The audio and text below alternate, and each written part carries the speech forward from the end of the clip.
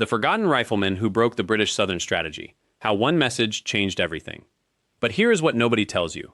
The real story is not about the battle itself. It is about a single man who never fired a shot in anger that day, and a message that should never have reached him at all. Stay with me, because by the end of this video, you are going to understand the mechanism that actually won that entire campaign, and it has nothing to do with what the history books claim. If you are studying American military history, or you care about the stories of men who changed the course of this nation with no formal rank and no official orders, please hit subscribe. And I want to hear from you in the comments. Have you ever discovered that the real turning point in a historical moment was something completely different than what you were first taught? Tell me about it below. Wait, this part is important, and I need you to stay focused for a moment. What most people do not realize is that the message that changed everything almost never arrived. It took an unexpected detour through the hands of people who had no authority to send it, no military rank to justify it, and no guarantee it would even be believed when it arrived. That is exactly why we have created a complete guide that breaks down the hidden command structures, the informal networks, and the decision-making systems that actually governed the American frontier during the Revolution. You will find the full ebook in the description and in the pinned comment. It goes deep into how information moved, why it mattered, and which figures have been completely erased from the official record. This is not free material. It is built for people who want to understand the real mechanics of how the frontier won itself. Let me take you back to the summer of 1780. The British strategy in the South seemed flawless on paper. General Henry Clinton had sailed south with over 14,000 troops and the Royal Navy at his back. Charleston fell. The Continental Army in the South was shattered. General Horatio Gates, who had been the hero of Saratoga just 3 years before, was routed so badly at Camden that he fled 60 miles without stopping. The southern colonies looked lost. But here is what the official histories miss. There was another theater of war happening simultaneously, invisible to most officers and entirely unknown to most historians. While the Continental Congress and the state governments were paralyzed with fear, while the regular army was in pieces, while the British were consolidating their hold on the coast and the inland posts, something was stirring in the mountains. Something that had nothing to do with formal military chains of command and everything to do with how information moved through a frontier that did not read newspapers and did not respect official authority. The backcountry of the Carolinas was filled with men who had absolutely no loyalty to either Britain or Congress. They were hunters, farmers, scouts, and refugees from the Regulator movement, an armed uprising against colonial authority that had erupted 20 years earlier. These men had fought the colonial government itself. They had no uniforms, no officers who commanded their respect, and no intention of taking orders from anyone who did not live in their mountains. Yet somehow, in the autumn of 1780, these exact men would become the instrument that shattered the British Southern strategy without orders, without formal coordination, and without the Continental Army's knowledge or permission. The mechanism that made this happen was so simple, so elegant, and so completely invisible to both British and American command structures that it has been buried under layers of formal military history for nearly 250 years. It was not genius military strategy. It was not the triumph of the Continental Army's discipline. It was not even heroic courage on the battlefield, though courage was absolutely there. It was something far more profound. It was how one man, using one message, managed to activate an entire population that had no reason to trust him, no obligation to listen, and every reason to stay home and protect their own families from the chaos of war. That man was not a general. He was not the architect of a grand strategy. He was a militia officer from the North Carolina backcountry named Isaac Shelby, and his message was not a formal battle plan. It was a warning, a dare, and a question all rolled into one, sent to men he barely knew through channels that did not officially exist. The British commander, Patrick Ferguson, had issued his own message weeks before, threatening to lay waste to the country with fire and sword if the mountain men did not lay down their arms. Ferguson believed this threat would terrify the frontier into submission. What Ferguson did not understand was that threatening men who had already fought the colonial government itself was not the way to bend them to your will. These were not intimidated settlers. They were warriors who had chosen their own fights. Shelby's message to them was simple, but devastating. Ferguson thinks he can take us. Ferguson thinks we should be afraid, and Ferguson thinks we are too far away and too disorganized to stop him. Everything after that point flowed like inevitability, but it was not. It could have gone a completely different direction. It nearly did. And that is exactly where the real story begins. Not with the famous battle that everyone knows, but with the series of decisions, the informal networks, and the psychological pressure that made 1,000 disorganized frontier riflemen decide to risk everything against what was then the most powerful military force on Earth. The question that historians have never properly answered is this: why did they come? What made men who had no commander, no orders, and no obligation to anyone suddenly muster from their scattered homesteads and converge on a single point with perfect timing? The official histories say it was patriotism. Some say it was rage at Ferguson's threat. But the real answer is far more subtle, far more human, and far more revealing about how power actually moves on a frontier that operates outside the rules of formal military structure. The message that summoned them arrived in fragments. Some came as verbal accounts passed from settlement to settlement. Others were written notes, sometimes barely legible, carried by messengers on horseback through mountain passes. But every version contained the same essential threat: Patrick Ferguson's declaration that he would march his army over the mountains, lay waste to the backcountry, and put to the sword every man, woman, and child who resisted him. What made Ferguson's threat so explosive was not the threat itself. Men on the frontier had heard threats before. It was who was making it. Ferguson was not some distant general issuing orders from a comfortable headquarters. He was a British officer who had actually done what he threatened. He had burned homesteads. He had ordered executions. He had destroyed entire communities that stood against him. And now he was marching toward the mountains with an army of over 1,000 men, most of them loyalist militia from the Carolinas who knew the terrain and fought with an intimate knowledge of every valley, every ridge, every defensive position. The men who began to gather understood something crucial that the British command structure did not.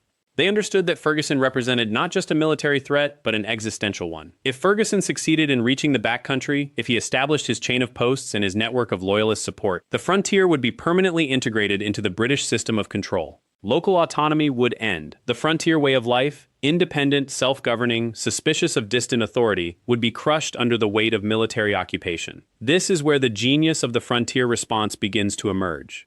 The men who decided to intercept Ferguson were not trained soldiers. They were hunters, farmers, militia members who had mustered for specific threats and then gone home. They lived in a world where communication was slow, where authority was local, and where action required consensus among independent-minded people. Yet somehow, within a matter of days, over 900 men converged on the Sycamore Shoals, a meeting place that many of them had never seen before, to organize an expedition into enemy territory. How did this happen? How did frontier riflemen, with no formal military structure, no centralized authority, and no shared command, coordinate their movements with enough precision to intercept Ferguson at exactly the right moment in the right place? The answer lies in understanding frontier militia culture, a system that looked chaotic to professional soldiers, but was actually bound by deep networks of kinship, shared experience, and what historians have called participatory governance. When a call went out, and the call to stand against Ferguson was issued by multiple voices, not a single commander, the men who responded knew each other. They had hunted together. They had fought together in small skirmishes against Native Americans and Loyalist raiders. They understood each other's capabilities instinctively. Wait, before we go further, I need you to understand something about how frontier communication actually worked, and what it reveals about power structures the British completely missed. The information networks on the frontier operated on what we might call distributed authority. There was no central command issuing orders down through a hierarchy. Instead, there were multiple nodes of influence: respected hunters, men who had proven themselves in previous conflicts, families with deep roots in the community. When Ferguson's threat arrived, each of these nodes independently assessed the danger and began to organize a response. The decisions cascaded naturally, not through formal orders, but through reputation and mutual respect. This is the mechanism that makes frontier resistance fundamentally different from conventional military response. A British general could issue a command, and through military discipline, his order would be executed. A frontier militia could not operate this way, but it could operate through something far more resilient: shared values and consensual decision-making. Once enough respected voices endorsed the idea of marching to intercept Ferguson, the rest followed not out of obligation, but out of recognition that the threat was real and the response was necessary.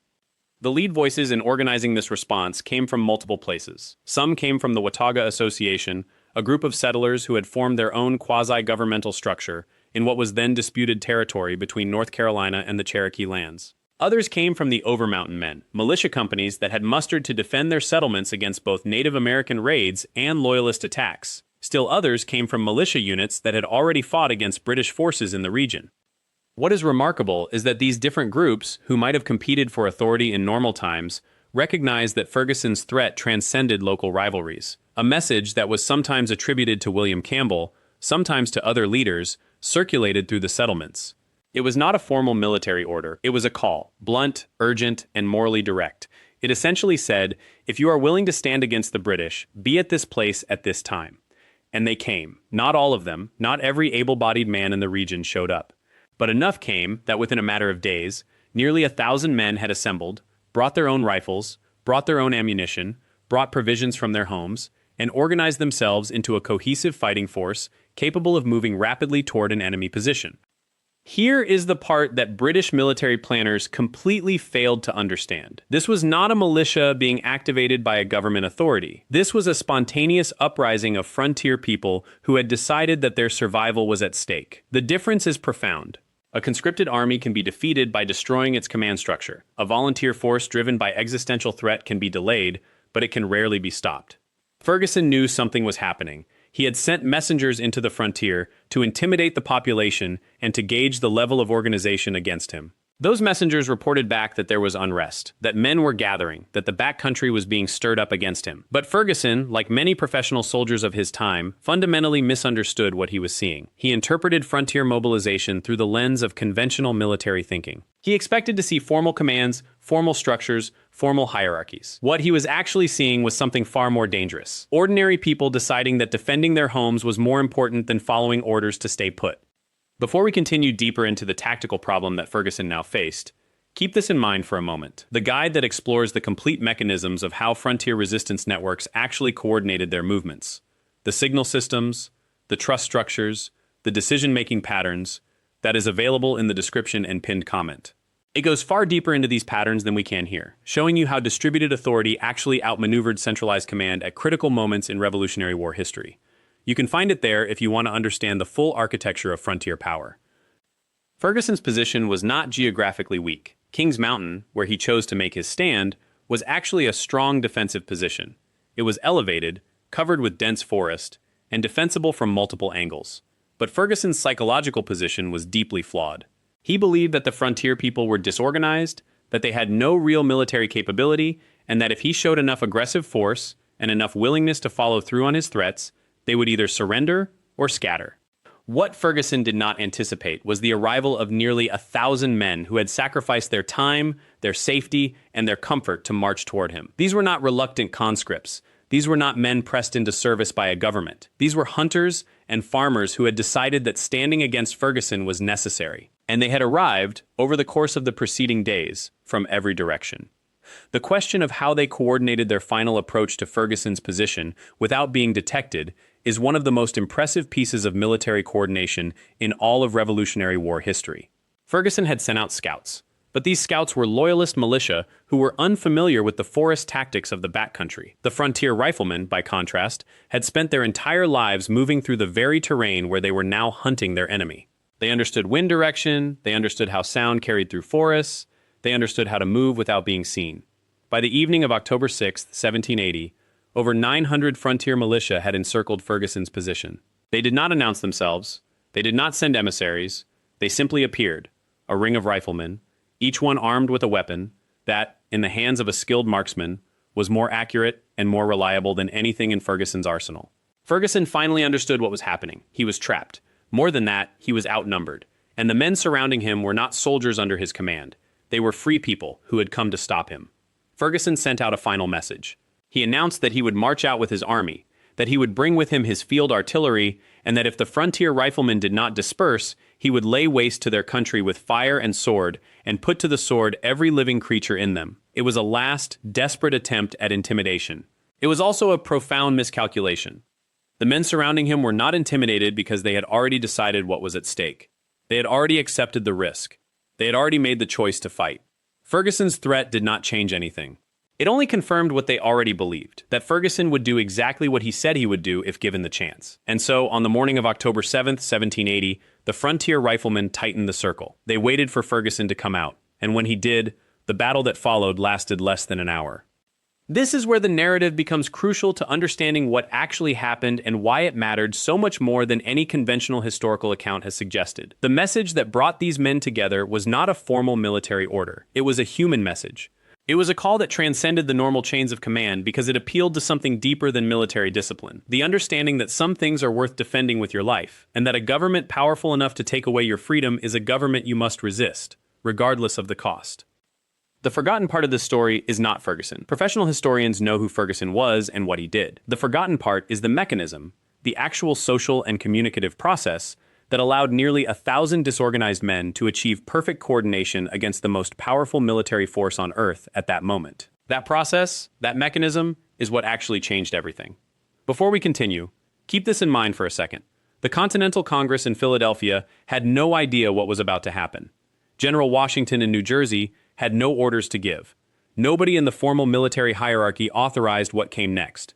And that is the exact detail that made this moment revolutionary in the truest sense of the word. If you want to understand how ordinary people without rank, without resources, without official sanction can overturn the plans of empires, you need to grasp the mechanisms of coordination that make that possible. Our complete guide on the hidden patterns of resistance movements, militia mobilization, and how information flows through frontier communities to create spontaneous military action is waiting for you in the description and pinned right at the top of the comments.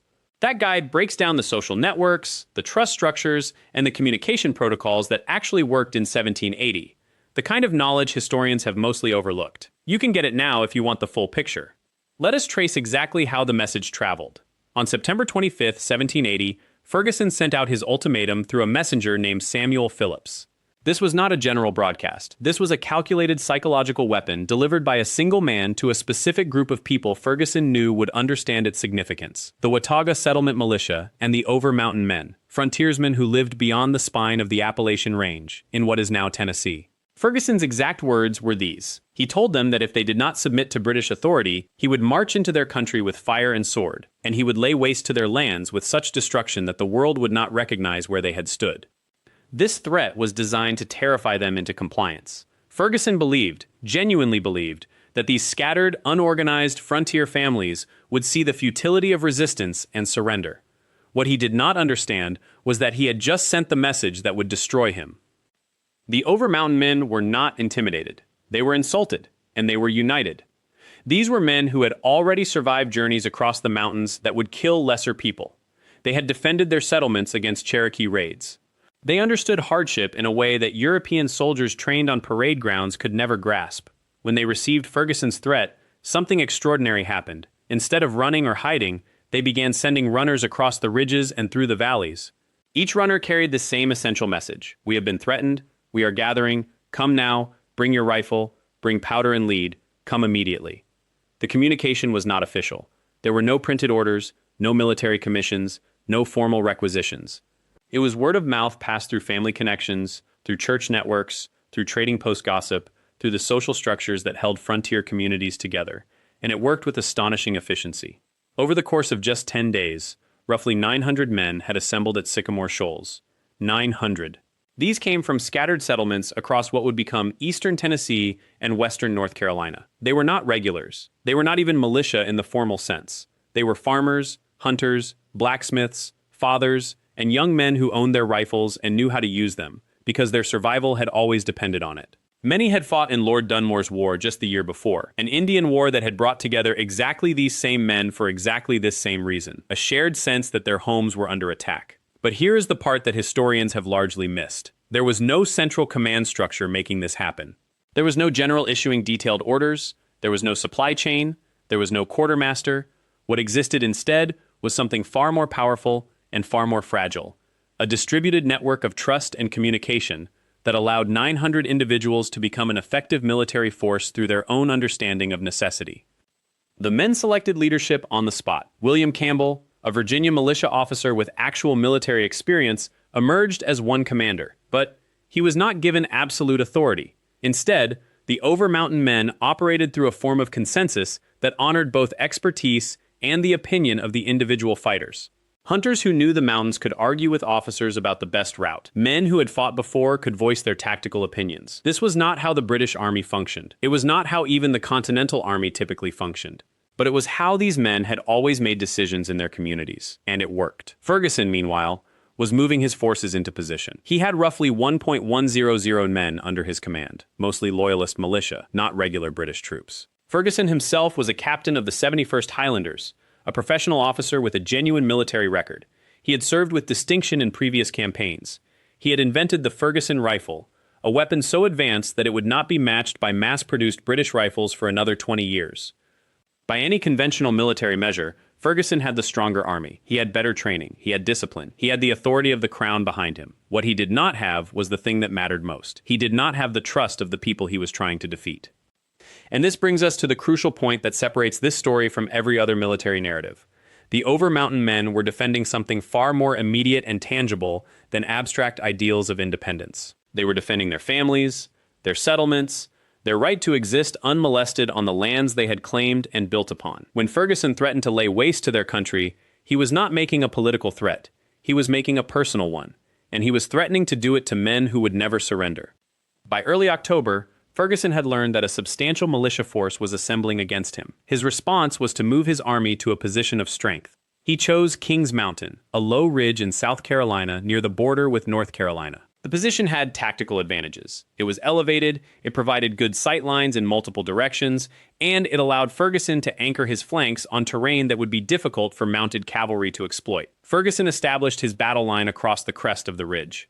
His men set up in traditional formation, prepared to fight in the standard manner of 18th century European warfare. Disciplined ranks, bayonet charges, concentrated firepower. Ferguson had written before about his contempt for militia forces. He believed that organized troops with training would always overcome unorganized volunteers. He believed that his breech-loading rifle and his men's discipline would be decisive factors. He had never lost a battle, and he did not intend to start now.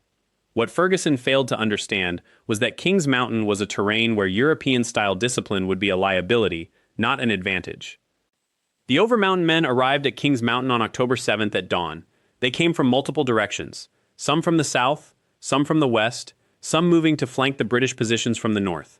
The battle that followed was not a line-to-line infantry exchange of the type that Ferguson expected. Instead, it was something he had trained his men to resist but had no effective counter for.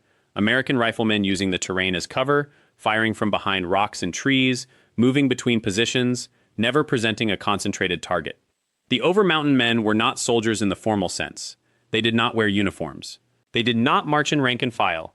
They fired from what they knew, from cover, from distance, with the kind of marksmanship that comes from years of hunting. A man who could regularly hit a deer at 60 yards could certainly hit a man in bright red uniform at the same distance. Many of them could do it at greater range. Ferguson tried to execute a bayonet charge. This was the standard tactic when facing irregulars. Overwhelm them with disciplined troops moving in formation with fixed bayonets. The charge failed catastrophically.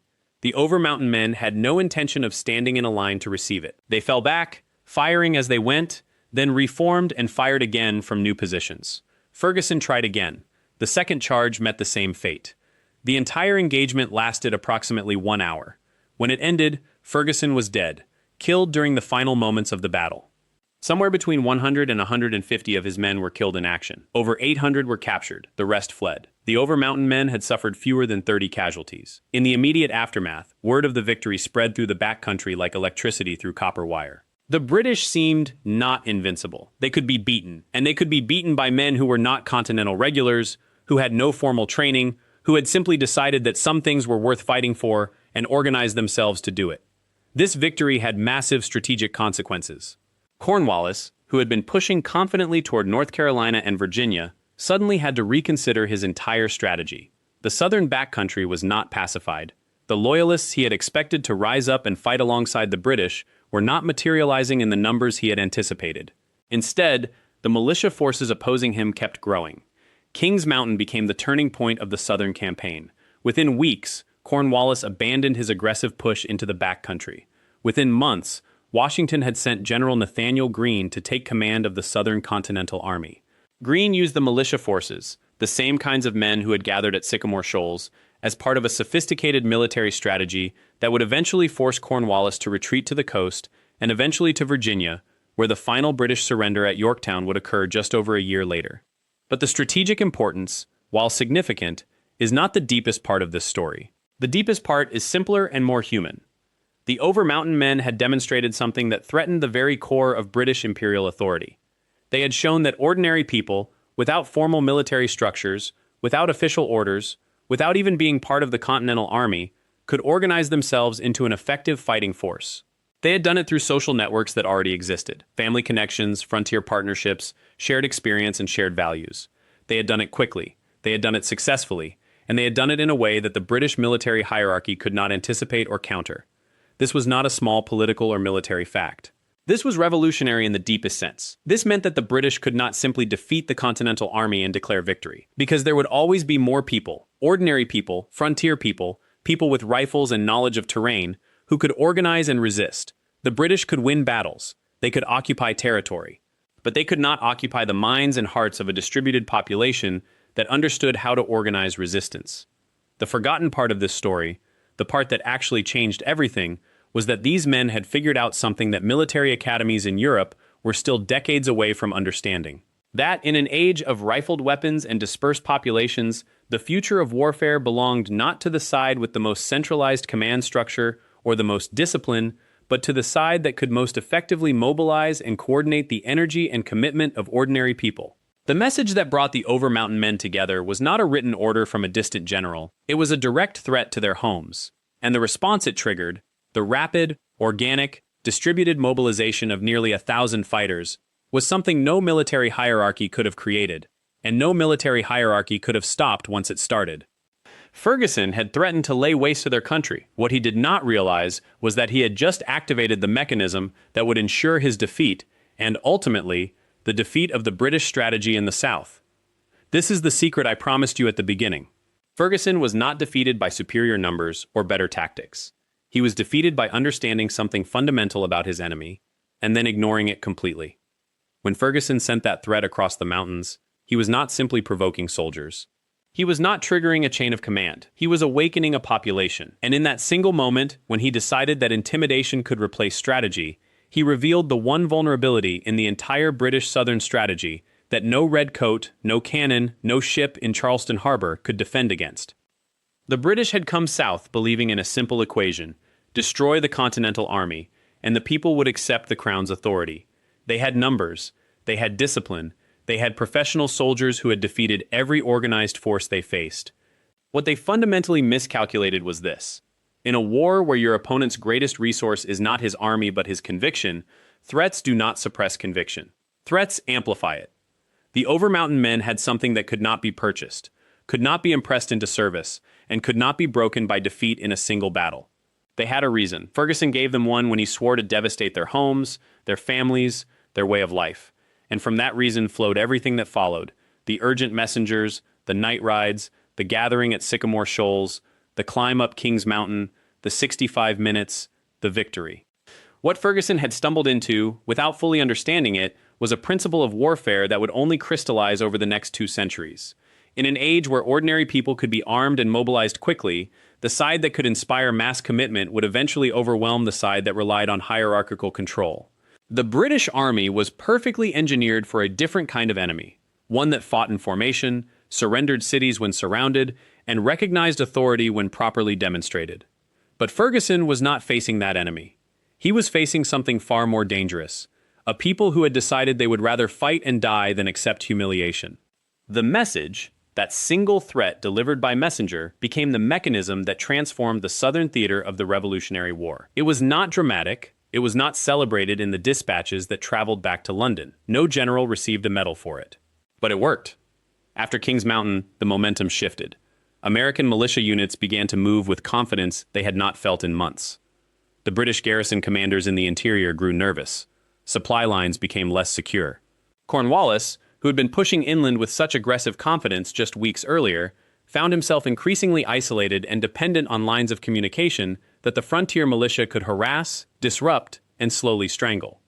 By the winter of 1780, Cornwallis was withdrawing. By the spring of 1781, he was marching toward Yorktown, drawn north by Washington's forces and hounded at every step by militia units that had learned the lessons of Kings Mountain. That final British surrender, the moment that effectively ended the Revolutionary War, was set in motion by one message that had the power to organize an entire population. This is what Ferguson could not see, and what the Crown's strategy could not account for. In a conflict where the disputed territory is not merely geography but the hearts and homes of ordinary people, centralized power becomes a liability rather than an asset. You cannot control what you threaten. You can only make it fight harder. The forgotten rifleman, though there was truly no single rifleman who was forgotten, but rather a community of them, had changed the course of a war and saved a nation. Not with superior training, Not with sophisticated military doctrine, but with something far more primitive and far more powerful. The willingness to answer when called, to move when threatened, and to stand together against an enemy who had underestimated what ordinary people would endure and overcome for their families and their land. The British would not make that mistake again, but by then it was too late. The war was lost, not because Ferguson was defeated at King's Mountain, but because a threat intended to intimidate had instead become the spark that organized the very force that would ensure British defeat. In ignoring the will of a population, the Crown had activated it, and once activated, it could not be stopped. Here is what I want you to carry away from this story. The next time you hear someone claim that a war was won or lost because of superior numbers, superior weapons, or superior training, remember Ferguson. Remember that conviction, properly ignited, can overcome all three. The Overmountain men had fewer rifles than Ferguson's loyalists, but they had something else, a direct stake in the outcome, a reason that made sense to them, and a willingness to sacrifice that no amount of discipline could match. And that understanding that wars are ultimately decided not by the organization that commands them, but by the people who choose to fight in them, became one of the foundational lessons of American military history. It shaped how we fought. It shaped how we understood conflict itself. Apply this truth to something you are facing right now, something that feels overwhelming because of its size or its authority. The real leverage you possess is not in matching that power directly. It is in understanding your why, in communicating it clearly, and in finding others who share it. This week, identify one conviction that matters enough to you that you would organize around it, defend it, and bring others with you. That is the principle Ferguson taught us, even in his defeat. Thank you for staying with me through this story. It matters that we keep these names, these moments, and these lessons alive. Please subscribe to Unbroken Regiment and hit that notification bell so you never miss a new upload. And if this story moved you, leave a comment telling me what message or threat in your own life became the spark that changed your trajectory. I read every comment, and I would honor your experience the way these men deserve to be honored. Thank you.